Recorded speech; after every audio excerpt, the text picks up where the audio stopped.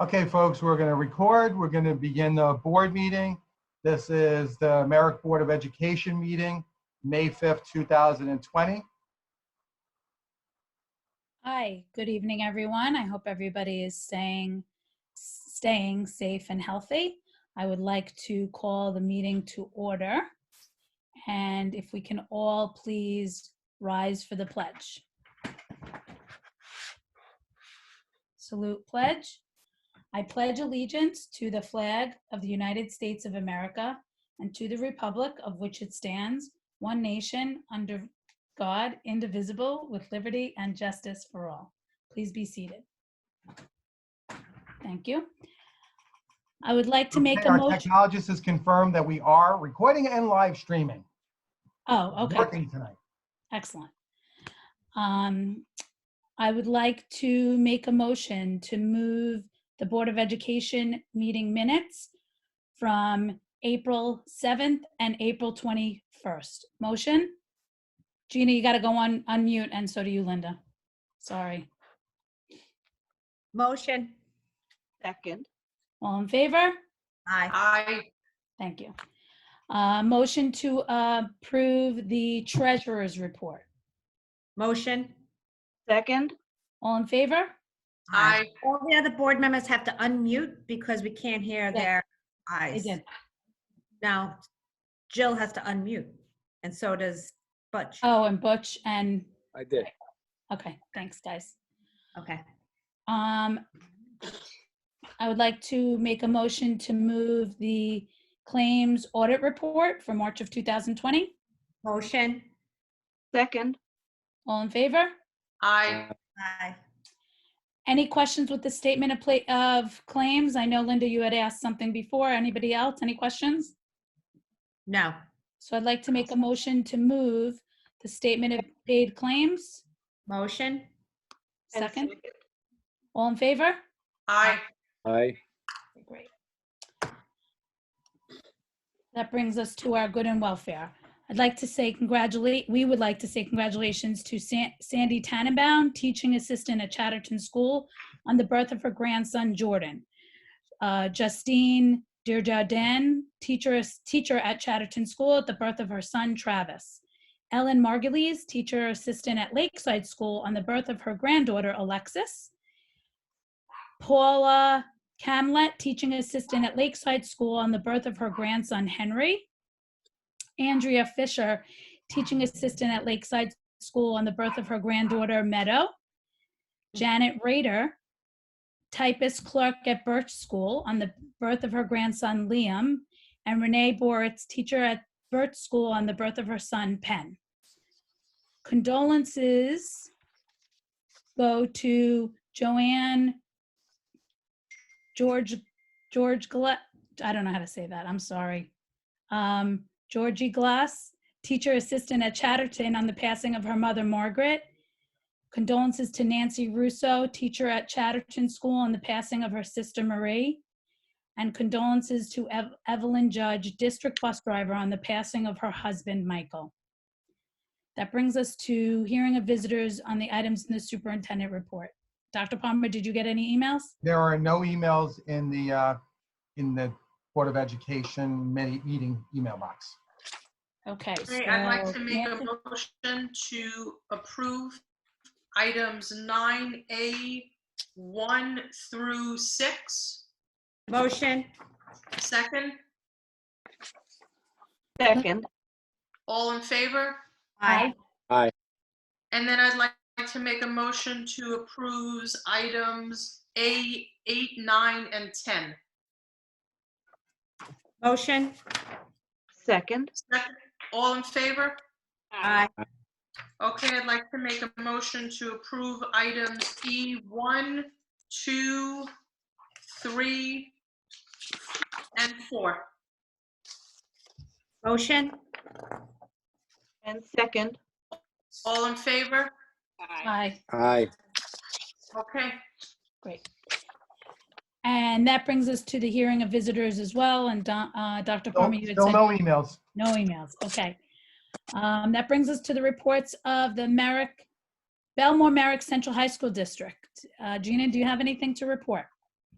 Just that the high school district is working very hard every single day to keep the instruction going strong.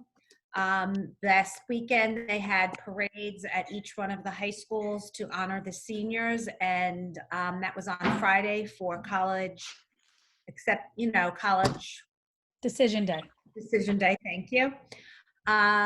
We have no real decisions as of yet for end of the year activities, but that was coming in soon, and we will continue to keep everybody posted. The superintendent and all administrators are doing a great job as far as keeping people informed, and of course, our teachers and staff are doing a really amazing job keeping their students in touch and educating them during this difficult time. And both Nancy and I would like to thank everybody at the high school district, and that includes all of you guys, also them for all their hard work.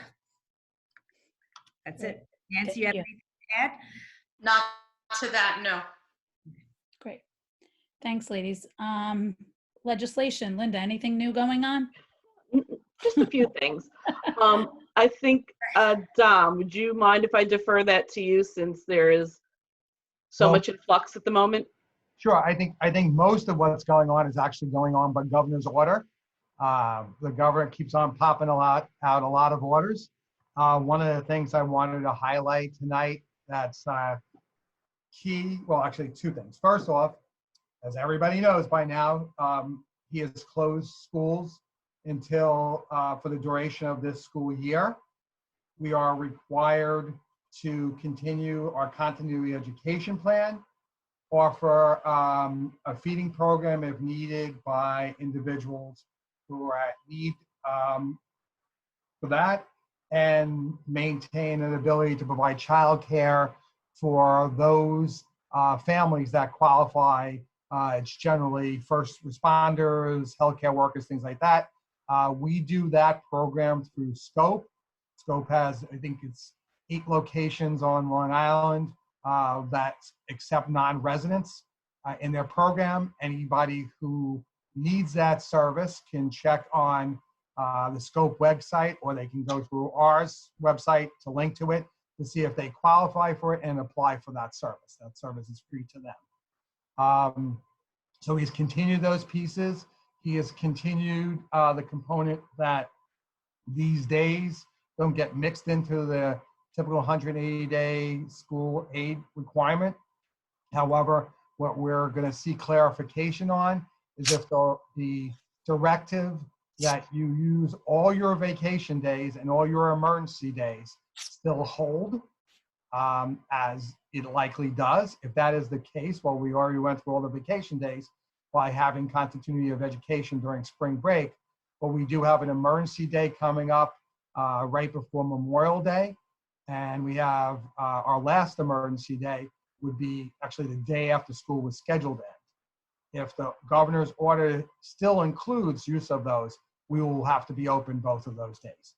And that's a component that we're exploring. In terms of other pieces of legislation, I think that, again, it's not really legislation, it's Governor's Act, revolves around the budget vote and the trustee vote. So we have been informed that the budget vote and trustee vote will be June 9th. Many of the parameters about notification have been adjusted, backing it off that date, some of them shortened. I think one of the key pieces to know is that anyone who is applying to be a candidate must submit a petition. It does not have to have any signatures, but they have to have a nomination petition in order to be considered as a candidate. The other major component is that voting will only be by absentee ballot. This will cause the district to have to send out approximately 15,000 absentee ballots to our community. The cost is going to be pretty significant. That is borne by our school district. There is no state backfilling of that to any of our knowledge. And then people would then be able to use those absentee ballots to vote. It'll go to anybody who is currently a qualified voter. In addition, anybody who is not a qualified voter in the community currently, but would like to register, they can do so through the DMV, yes, the Department of Motor Vehicle website. There's an opportunity to register there. So that's some of the big stuff on the state level. On the federal level, there is strong advocacy to get federal support of the New York State budget as a whole and education specifically, in order to backfill some of the really drastic deficits in the state budget that are going on. I suggest that anybody who hasn't reaches out to their legislators at the federal level and urge them to push and push hard to get that money. I know that probably to a New York state legislature that's going on, but it's still worthwhile to do to show them your support. That's another big component. And in the state, we are still greatly concerned about deficits in the New York State budget. The first measurement period for state revenue that came into the state coffers ended on April 30th. Someday in the very near future, we should be hearing from the Office of Budget about whether that will cause a reduction in our projected state aid and to what degree. The second measurement period ends the end of June. That would be another piece. So we're kind of on pins and needles waiting to hear about how our state aid might be impacted. So that's really kind of the sum total of what's going on legislatively. Great, thank you so much, Dr. Parma.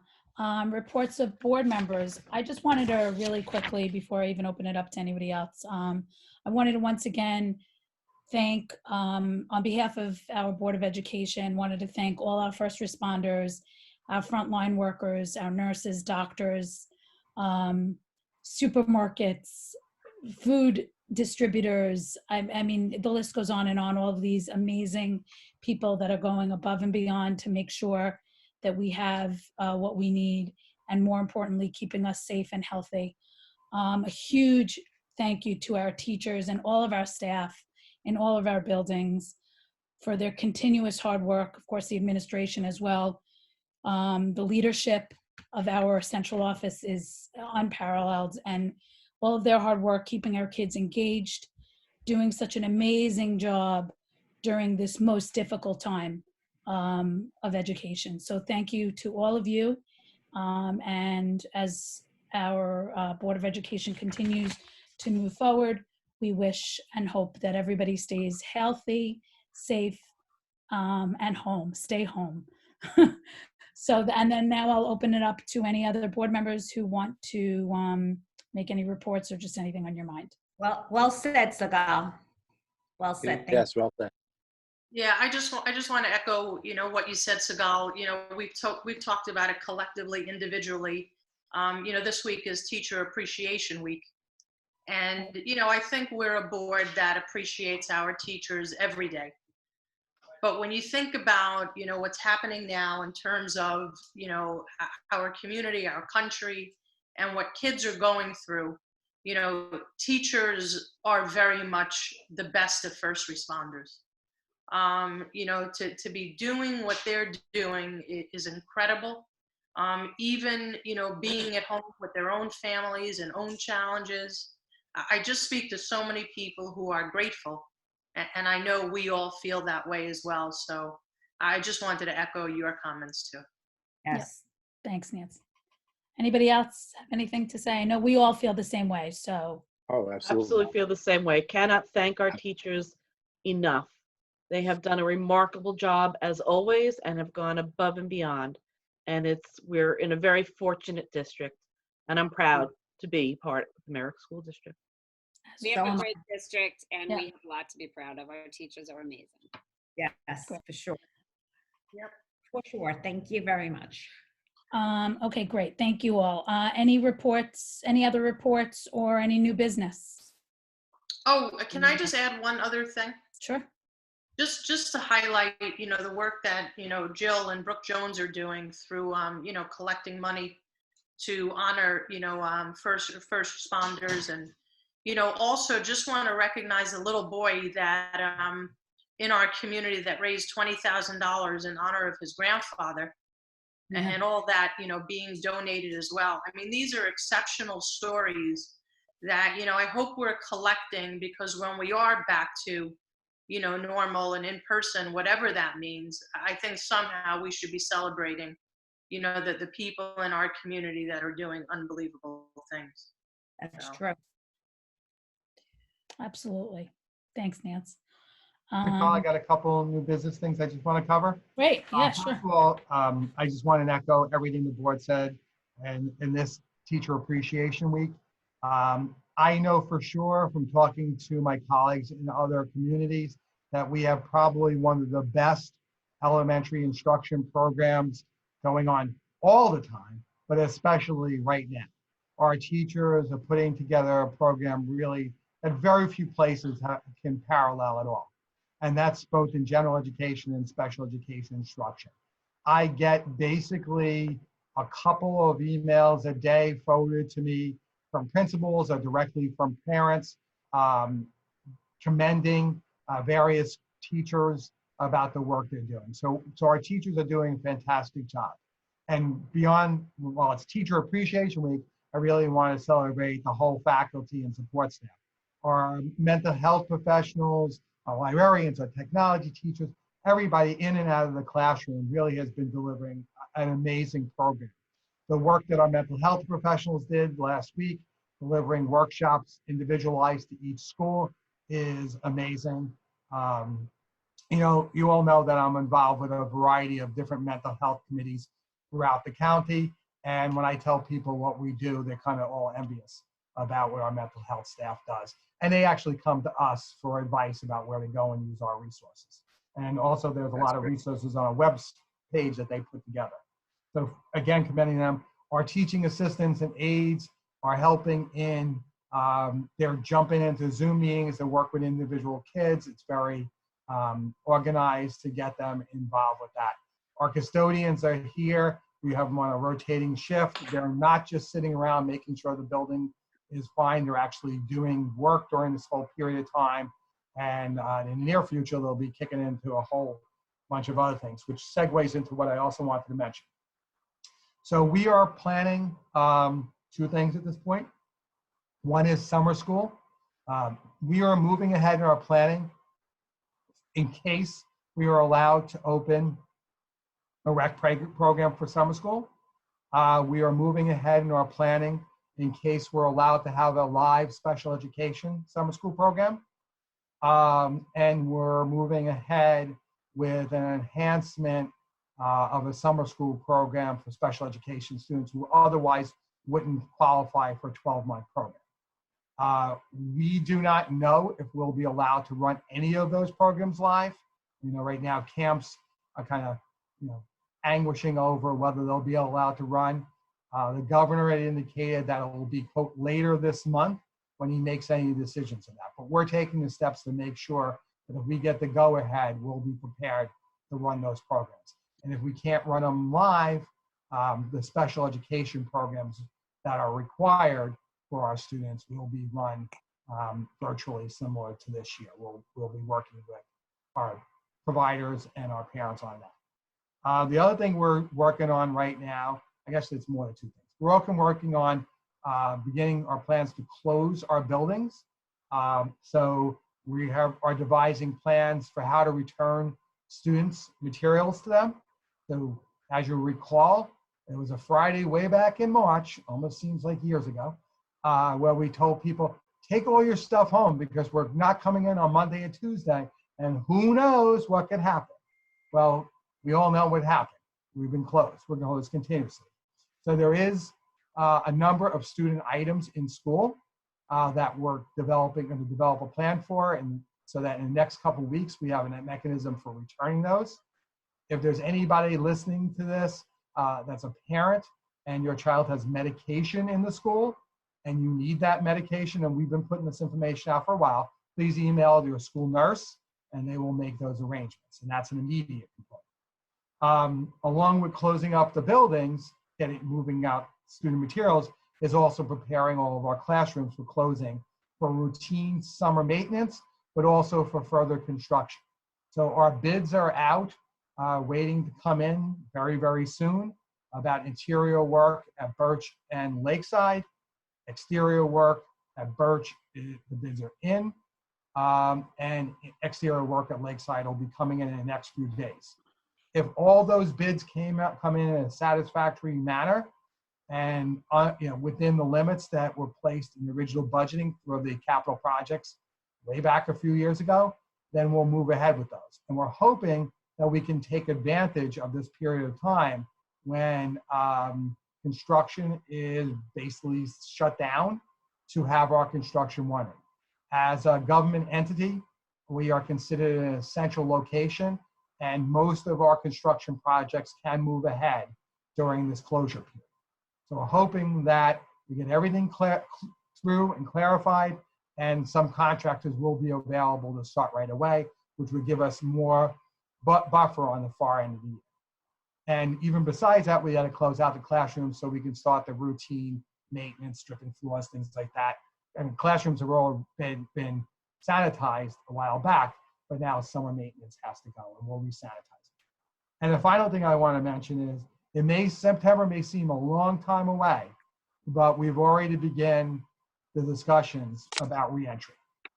And those discussions will develop as we know more information about the likelihood of reopening on the beginning of the school year and what parameters we have to work on. So we have those things going. And the final thing I wanted to say is I'd like to thank the PTA. They've been very supportive to the administration, the district, and the faculty through this process.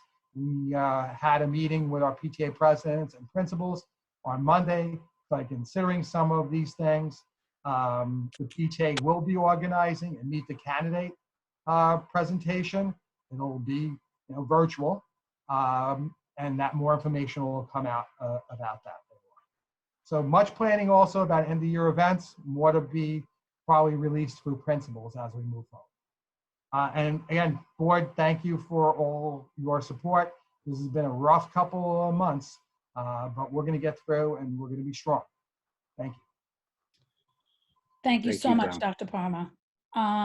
Okay, so I'd like to make a motion to adjourn the meeting. Oh, sorry, Gina, yeah? Dom, I would like to request that for the June meeting, if we can have an update from, I don't know, Jim virtually about the summer projects and which ones we're going to be going ahead with, especially the bigger ones, and how we doing at Chatterton, and what the plans for each school are, specifically. If we can have that update in June, just so we know what's going on. Very I good. guess besides the air conditioning, right? Besides the air conditioning, yeah. Okay, very good. Great. Okay, motion to adjourn the meeting. Motion. Second, Second? all in favor? Have a great night, everyone. Thank you so much. Thank you all. Stay safe. Good, everybody. Thank you. Good night. Say.